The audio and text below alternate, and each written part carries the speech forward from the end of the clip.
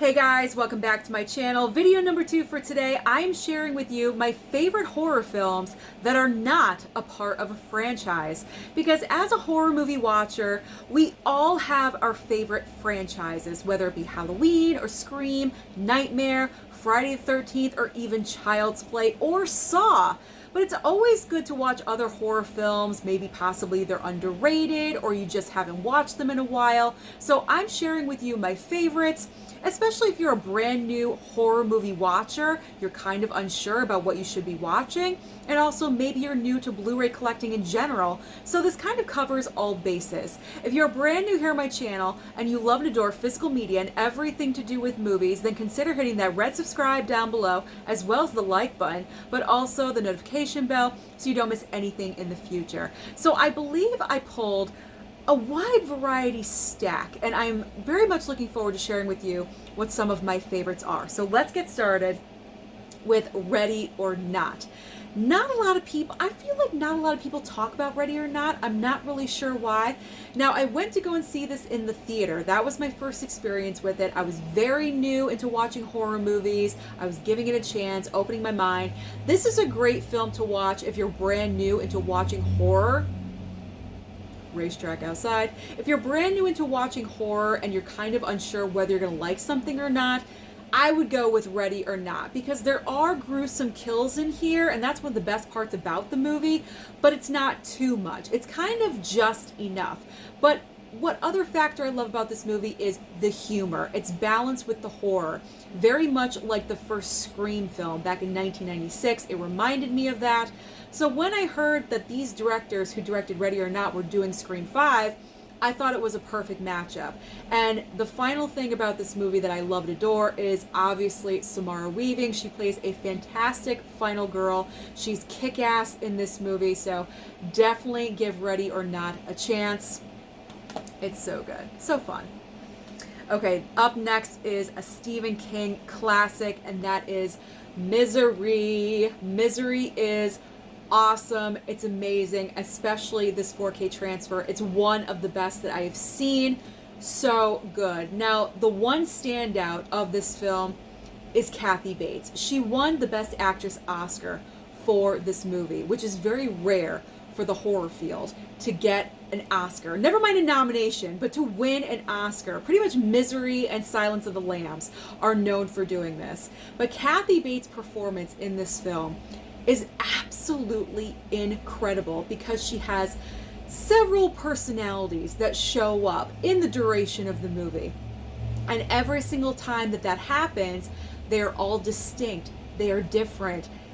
It's amazing what she was able to pull off. She is running her acting skills on all cylinders in this film. It's absolutely incredible. And then, of course, James Caan is such a great opposition, if you will. I'm not exactly sure of the right word to say right now, but they have a great dynamic going up against each other. She's obsessed with him. He's pretending to enjoy it and kind of go along with it, but he's trying to get out of there and fight for his life. And the ending scene, the final fight between the two, it's always great to watch. I've seen this so many times. I never get bored of it. Definitely one of my favorites. And I know will become one of yours as well. All right, let's get into a little bit of, speaking of Scream 5, elevated horror was mentioned in Scream 5. Elevated horror with Get Out, Jordan Peele. Now, this movie, when it hit theaters, it became a phenomenon right away. And unfortunately, I did not get to see it in theaters. That is a regret, because I feel like it would have been such more of an experience if I saw it in theaters. But no, I saw it at home on Blu-ray. And I gotta say, the originality of this idea is fantastic. The originality is so good. Now, it's one of those movies where you're following along with the main character and you're piecing together the pieces of what is happening, the events, why is this occurring? You're putting it all together at the same time as the lead character is doing, and you both come to the same conclusion at the same time, and you finally figure out what is happening. It freaks you out. This film is just so, I don't even have a word for it. It's just so original, so amazing. Jordan Peele was just tapping into a different subgenre of horror that really hasn't been explored before. And he's continuing to do that with Us, and obviously Nope is coming out in July, and I do plan on rewatching Get Out and also Us before that film, just to get into the Jordan Peele mood again. But this is his best. I believe this is his best so far. Hopefully Nope can reach those standards. I'm not sure if it's going to, but this was amazing. And he won the Oscar for Best Screenplay, so you cannot forget about that. Get Out is always a good one. I believe they call this the original slasher movie. The original Black Christmas. This film, I got to admit, the first time I wanted to watch it, I felt like I was bored, but I wasn't bored. I was sleepy. If you guys follow my channel, which you should, hit that red subscribe. I tend to fall asleep sometimes watching movies, and then I have to watch them again. So that was the case with Black Christmas.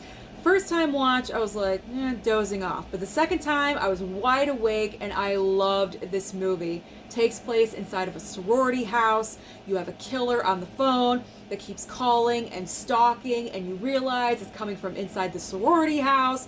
Oh my gosh, it is such a great, fun slasher time. It's not meant to be fun, but it's fun for me because I love a great mystery of who done it. Who is the killer? And it kind of leaves you, well, not kind of, it does leave you on a cliffhanger.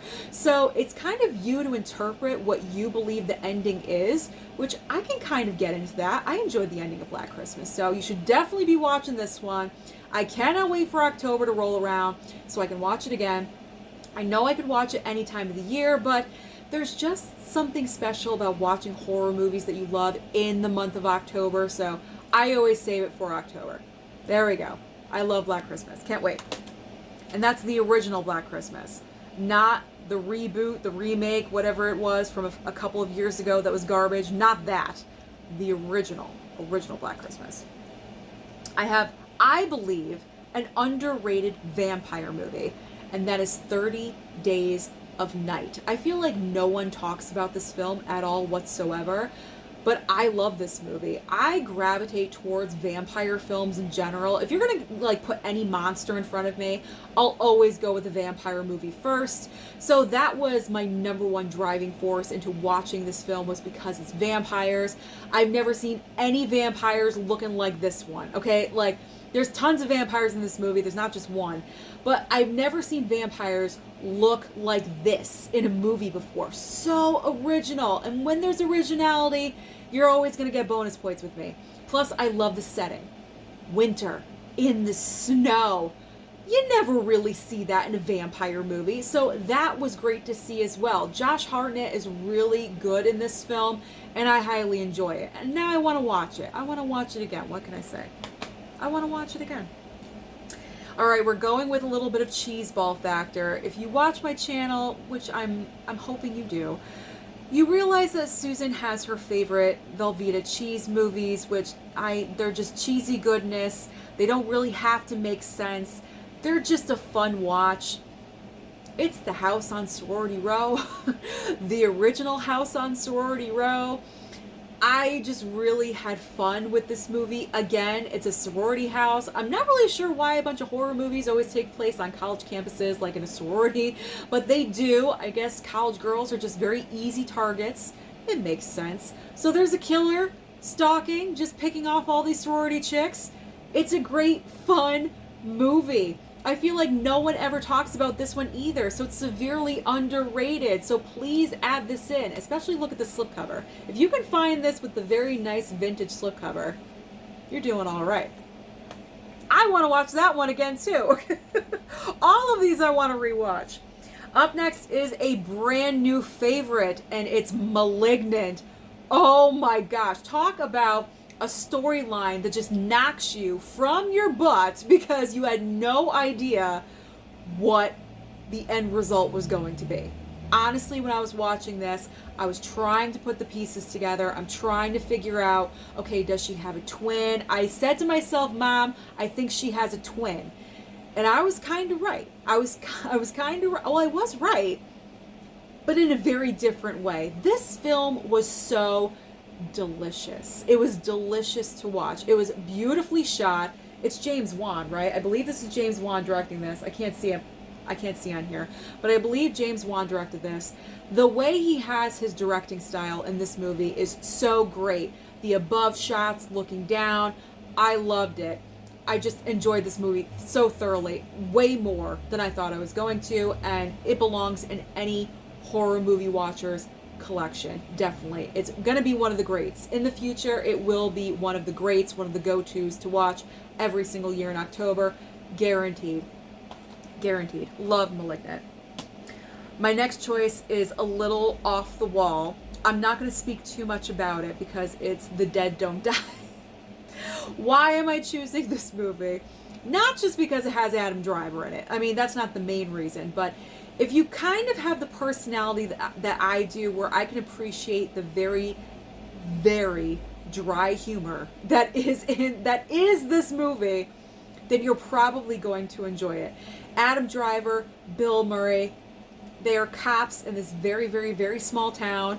Zombies start popping up everywhere, and the whole town is turning, and they're just trying to get control, get out of there, do what they need to do.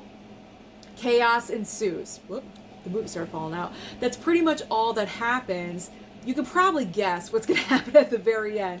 But it's done in such a dry humor kind of way. It's like, oh, zombie attacks.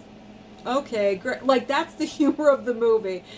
I can appreciate that for what it is. So if you have the same kind of humor, then I figure I would toss this in as an option for you guys out there. It's fun. It's fun. This one is really fun. Serial Mom. I had to throw in a humorous film. I had to do it. This is directed by John Waters. He's known for very out there pictures. He's not a mainstream kind of director. He hasn't really done anything in a really long time, I don't think. But Serial Mom came out, I believe, in the 90s. And yeah, 1994. When I first saw this film way back in the day, I just immediately clicked with it. Kathleen Turner as the murderous mom in this film is so underrated. She is fantastic. She goes from the regular, like perfect mom at home with the 2 kids and the wife and cooking a banquet meal for dinner to a serial killer at the snap of a finger. It is so, this one is delicious too. Deliciously good. It has the humor in there. It does have a young Matthew Lillard, who we all know as Stu from Scream. So there is that kind of factor in there. It's an enjoyable watch. I watched it for Mother's Day with my mom, and it was great. So definitely pick up Serial Mom. It's so good, so underrated. Moving on to April Fool's Day. Watched this for the first time, obviously, on April Fool's Day. I had a wonderful time with this one because it had a great cast of characters. Very broad cast of characters. A lot of people going on in this movie. It has Biff from Back to the Future in this. I didn't even realize when I picked up this movie that he was in this, but he's in it, and then also the girl that plays Ginny in Friday Part 2. She's in this movie as well. So you do have a little bit of star power in this film. Now, this is a slasher. All the people, all the cast members go to a house on a lake because of their friend, and there is a killer. So it's another great whodunit slasher movie, and it has a twist. It has a twist at the very end. I'm not going to spoil it for you, but truly, I did not see it coming. And I kind of enjoyed it. I enjoyed it because it's completely different from anything else I'd ever seen before. So April Fool's Day, highly recommend. Can't wait to watch it again on April Fool's Day. Now we're getting into some of my steel books. Enough of the Blu-ray, some steel books. All right, let's go to another cheesy Velveeta title. I have no shame. It's the Slumber Party Massacre. Talk about pure Velveeta, golden, dripping cheese. That is this movie. Again, you have a bunch of quote-unquote teenagers, because they're not really teenagers. They're all like probably in their mid-30s. But you have teenagers in a house. You have this guy stalking them with a drill, wanting to kill. chaos ensues. That's pretty much it. That is the plot line. But it is simplistic, and sometimes you just want a movie where you don't have to use your brain at all. And I love movies like that. That's kind of the reason why we watch horror films, because we don't want to think about anything. We just want to look at what's in front of us and appreciate it for what it is. And I appreciate the Slumber Party Massacre for what it is. This is the original, not the remake that came out about a year ago or so. Not that one, the original. I picked up my copy at FYE, so you may be able to find a copy over there if you are interested in that one. This one, based on performance alone, it's American Psycho. American Psycho. Christian Bale gives the performance of a lifetime in American Psycho. This movie is so weird. It is so weird. He plays a big shot on Wall Street. He has a girlfriend, Reese Witherspoon, and you think he's normal. You know he's uptight. He's not normal at all whatsoever. You're kind of left with questions at the very end. Did it really happen? Did it not? Was it a dream? Is he dreaming this? Is he thinking this? Big question mark at the very end. Again, it's one of those movies, it's up for you to interpret what you think is going on in the film. But the one scene that stands out to me is Christian Bale running with an axe in his underwear, trying to kill a girl. That's all you need. That's really all you need. One of the best standalone horror movies, in my opinion. It's so great. It's so great. Kind of borderline going into the cheese factor, but not dripping golden Velveeta. Not that. Just cheesy enough. Alright, this one. New favorite. Trick or Treat. I really enjoy this one because I love the different storylines happening all at the same time. It's a great watch to have right on Halloween if you don't want to be stereotypical and watch the Halloween movies on Halloween like me. That's what I do, but I'm a traditionalist. What can I say? Trick or Treat is a great option for you to watch on Halloween night. You have the different storylines happening. And it kind of takes you by surprise, a couple of them, and it's just fun. It's just a fun horror movie that I love watching every single year. So Trick or Treat definitely is going to go on this list. All-time favorite, all-time classic.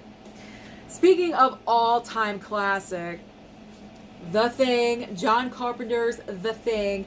Now, I know that this has like a prequel of some kind. That doesn't count. I'm talking a franchise like 5 movies. The Thing does not have 5 movies, so it counts in this list. At least for me, it does. This is probably my 3rd favorite horror film of all time, behind like Halloween and Scream. It would be The Thing. I just love this movie. I love it. The creativity of John Carpenter and everyone that worked on this movie and getting it done. It's an amazing 4K transfer. If you guys have not seen this one yet, definitely pick it up. There's still copies out there. It's absolutely amazing. You have all these men isolated. Someone is the host it's just so good. It's so good. The practical effects that were used in this film are just so well done. It's one of the best of all time. Absolutely. I will always recommend anyone to watch The Thing. It's one of those films that kind of set the bar. Set the tone for horror films, for effects, for directing style. John Carpenter, he's just an amazing director. He's amazing at what he can accomplish, and The Thing definitely shows that. So definitely watch The Thing if you have not already. Okay, my last selection. My last one. Sorry if it's a little bit long, but I love all these movies. My Bloody Valentine. Again, with the cheese. Who is having a Valentine's party in a mine shaft? These people. These people right here. First off, it's an amazing looking steelbook. Can we just acknowledge this for a second? It's a fantastic looking steelbook. But the film itself, having a killer on Valentine's Day, all these people wanting the Valentine's Day dance, and oh, it's canceled, and going down to the mine shaft. I mean, who does that? It's so idiotic. It falls into the cheesy Velveeta. Murder mystery yet again. Who is the killer? And it's kind of a surprise. I didn't really see it coming the first time I watched this. I was like, oh, but wait, how is that person the killer? I had to kind of go back and figure it out, but it's a great watch. It's perfect for Valentine's Day if you're single or if you're man hating or woman hating, like whatever. My Bloody Valentine is always a good watch on Valentine's Day. Those are my favorite non-franchise horror movies. So those are my recommendations for you if you're brand new into horror, into movie collecting, or maybe you just want to watch something different. So let me know down below some of your favorite non-franchise horror movies of all time. Don't forget to like and subscribe before you leave, and I'll see you next time.